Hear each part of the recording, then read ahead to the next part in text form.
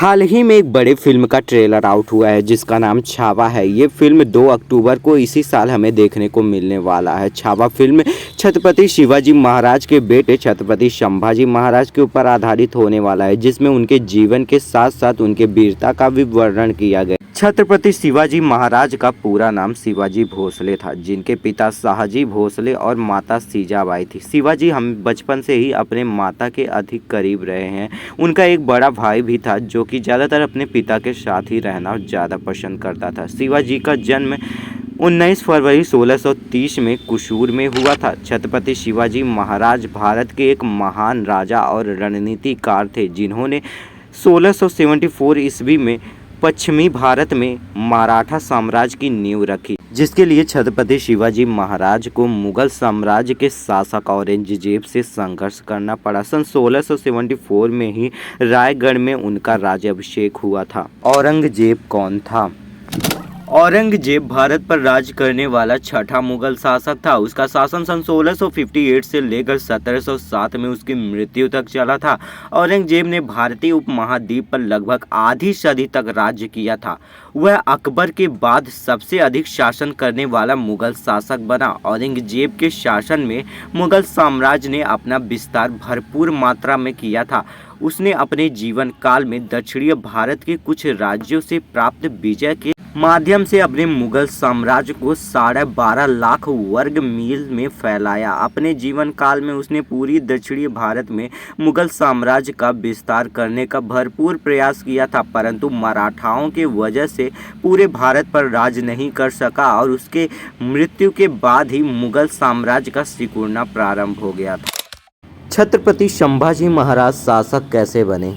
सन 1680 में छत्रपति शिवाजी महाराज के मृत्यु के बाद 16 जनवरी सन 1681 में रायगढ़ में हिंदू परंपराओं के अनुसार छत्रपति संभाजी महाराज का राज्याभिषेक किया गया। राजा बनने के बाद ही संभाजी महाराज ने अपने राज्य के हित के लिए, अपने राज्य के लोगों के लिए बहुत सारे अच्छे काम किए। शासक बनने के बाद छत्रपति संभाजी महाराज का मुख्य उद्देश्य था मुगलों और पुर्तगालियों के बीच के गठबंधन को तोड़ना।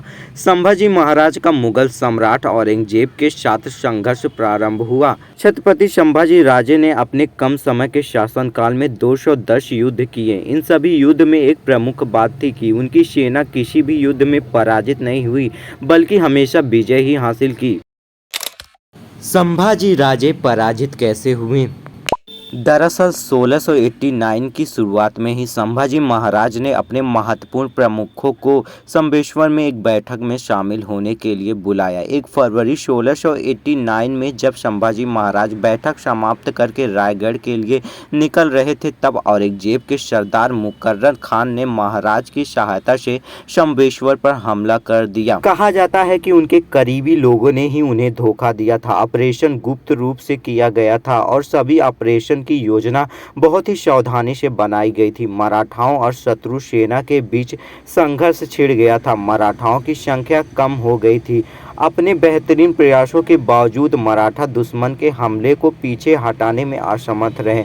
दुश्मनों ने संभाजी महाराज और उनके एक साथी मित्र कवि कैलाश को जिंदा पकड़ लिया। संभाजी राजे को धोखे से बंदी बनाने के बाद उसे औरंगजेब के समक्ष पेश किया गया। मुगल सरदार मुकर्रर खान ने संभाजी के सभी सरदारों को मार डाला। संभाजी को उनके सलाहकार कवि कैलाश के साथ बहादुरगढ़ ले जाया गया था। संभाजी को देखकर औरंगजेब को यकीन ही नहीं हुआ और वो जमीन पर बैठकर अपने अल्लाह को याद करने लगा। उन्हें देखकर कवि कैलाश बोले, सूरज के प्रकाश को देखकर जुगनू का प्रकाश नष्ट हो जाता है, उसी तरह से यह राजा अपना सिंहासन छोड़कर तुम्हारे समक्ष आया है।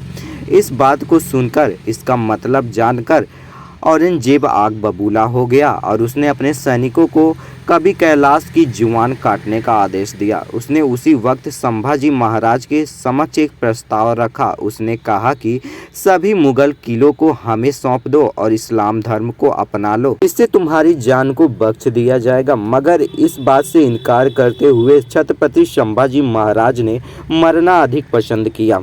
छत्रपति संभाजी महाराज के इस्लाम कबूल करने से इनकार करने के बाद औरंगजेब आग बबूला हो गया और उनसे एक बार फिर से पूछा। फिर से संभाजी महाराज ने इनकार कर दिया तो उन्हें जोकरों वाले वेशभूषा पहनाकर पूरे शहर में घुमाया गया, उनको पत्थरों से मारा गया, भाले चुभाए गए। फिर से पूछने पर संभाजी महाराज ने इनकार कर दिया इस्लाम कबूल करने से। फिर से उन्हें और यातनाएं दी गई और उनके जमान को काट लिया गया, उनके आँखों को निकाल लिया गया।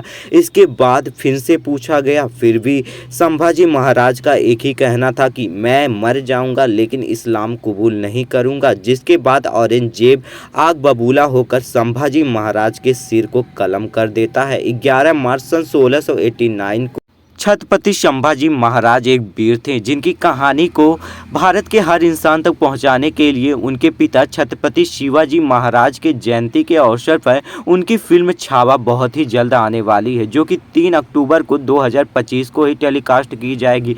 इस फिल्म में छत्रपति संभाजी महाराज के जीवन के हर पहलू का वर्णन किया गया है, जिसमें छत्रपति संभाजी महाराज की वीरता का वर्णन और उन्होंने किस प्रकार से मुगलों की अधीनता को स्वीकार नहीं किया इसके बारे में भी बताया गया है। तो इस फिल्म को देखने जरूर जाइएगा।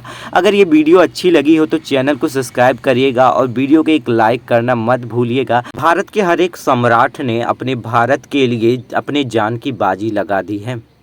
इतना ही कहना चाहता हूँ मैं अंत में। धन्यवाद।